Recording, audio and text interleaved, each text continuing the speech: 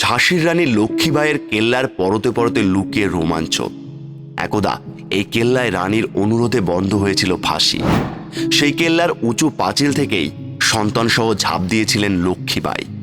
British শাসকের অন্যায় শাসনের বিরুদ্ধে মুখ বুজে থাকেননি তিনি। গর্জে ওঠে তরোয়াল উঁচিয়ে যুদ্ধ ঘোষণা করেছিলেন।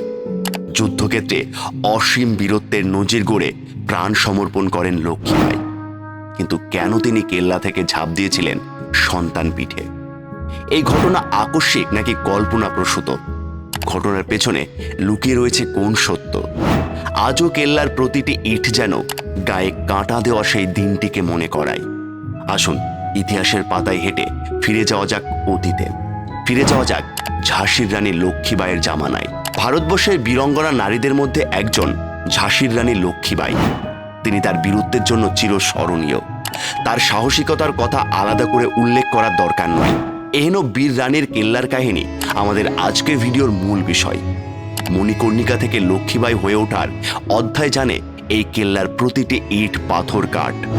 দেখেছে রানীর অসীম সাহসিকতার ঝলকও। সেই কাহিনী জানতে হলে আমাদের পিছিয়ে যেতে হবে আজ থেকে আরো অনেকগুলি বছর আগে। 1828 খ্রিস্টাব্দে ভারতের বারাণসী এলাকায় কারাডে ব্রাহ্মণ পরিবারে জন্মগ্রহণ করেন লক্ষ্মীবাই। জন্মকালে তার নাম ছিল মণিকর্ণিকা তাম্বে। রানীর ডাকনাম ছিল মনু। মাত্র 4 বছর বয়সে মাকে হারান লক্ষ্মীবাই। ছোট থেকেই তিনি ছিলেন বুদ্ধিমতী ও ক্রীড়াক্ষেত্রে নিপুণা। নানান আত্মরক্ষামূলক শিক্ষা গ্রহণের মধ্য দিয়ে বড় হয়ে ওঠেন লক্ষ্মীবাই। তিনি শিখেছিলেন আর্চারি, ঘোড়া চালনা ইত্যাদি। নেতৃত্ব প্রদানে তিনি ছিলেন সর্বশ্রেষ্ঠ। নিজের বান্ধবীদের নিয়ে একটি বাহিনীও গড়ে তুলেছিলেন মণিকর্ণিকা। তবে জীবন স্রোতের ঘাতে প্রতিঘাতে পাল্টে যায় মণিকর্ণিকার জীবন। ইতিহাস বলছে 1842 সালে ঝাঁসির মহারাজা নিউওয়াকের সাথে বিবাহ হয় কুমারী মনু। বিবাহের পর প্রথম তিনি হলেন ঝাঁসির রানী। ঝাঁসিতে পা রাখার পর যেন তার নতুন জন্ম হয়। এই জন্মে তার নাম হয় লক্ষ্মীবাই। 1851 সালে এক পুত্র সন্তানের জন্ম দেন রানী। কিন্তু মাত্র 4 মাস বয়সেই মৃত্যুবরণ করে সেই সদ্যজাত সন্তান। এরপর রাজা ও রানীর সিদ্ধান্তে জ্যাঠতুতো ভাইয়ের ছেলে আনন্দ রাওকে দত্তক নেন তারা। কিন্তু সম্পত্তির মালিকানা নিয়ে ইস্ট ইন্ডিয়া কোম্পানির সঙ্গে তীব্র বিরোধ বাধে। সত্যবিলোপ নীতির চোখরাঙানি দেখিয়ে ইস্ট ইন্ডিয়া কোম্পানি ঘোষণা করে ঝাঁসির রানীর কোনো প্রকৃত সন্তান বা উত্তরাধিকারী না থাকায় ঝাঁসিকে সম্পূর্ণভাবে কোম্পানির নিয়ন্ত্রণে নেওয়া হবে। কিন্তু ব্রিটিশ শাসনের সামনে মাথা নত করতে রাজি ছিলেন না লক্ষ্মীবাই। তিনি তার কেল্লা থেকে সন্তানকে পিঠে বেঁধে ঘোড়ায় চড়ে ঝাঁপ দেন। ঘোড়া ছুটিয়ে চলে যান সোজা গোয়ালিয়র। সেখানে তিনি সিন্ধিয়াদের কাছ থেকে সাহায্য আশা করেন। কিন্তু সিন্ধিয়ার রানী লক্ষ্মীবাইয়ের সঙ্গে করলেন বিশ্বাসঘাতকতা। ইংরেজদের সঙ্গে হাত মিলিয়ে লক্ষ্মীবাইয়ের বিশ্বাস ভাঙেন তারা। লক্ষ্মীবাই ব্রিটিশদের বিরুদ্ধে যুদ্ধ ঘোষণা করেন। এই যুদ্ধে তিনি নিজের বীরত্বের পরিচয় দেন। কিন্তু বিশাল ব্রিটিশ সেনার সঙ্গে সম্মুখ সমরে শেষমেশ পরাজিত হন লক্ষ্মীবাই। এই যুদ্ধে মৃত্যু হয় তার।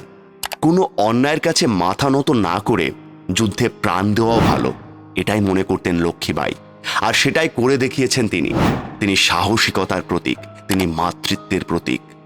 বীরঙ্গনা রানী লক্ষ্মীবাইয়ের সঙ্গে ওতপ্রোতভাবে জড়িয়ে আছে তার কেল্লা। এই কেল্লায় রাজা গঙ্গাধর রায়ের সঙ্গে বসবাস করতেন রানী লক্ষ্মীবাই। গঙ্গাধর রাওয়ের শাসনকালে এই কেল্লায় অপরাধীদের ফাঁসি দেওয়ার জন্য ছিল হ্যাঙ্গিং টাওয়ার। শোনা যায় একবার রানী লক্ষ্মীবাই একজন ব্যক্তিকে ফাঁসি দিতে দেখে অজ্ঞান হয়ে যান।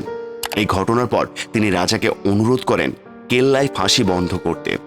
রানীর অনুরোধে সেই সময় থেকে বন্ধ হয় ফাঁসি। আজও কেল্লায় ভ্রমণকালে সেই জায়গা দেখতে ভিড় জমান পর্যটকেরা।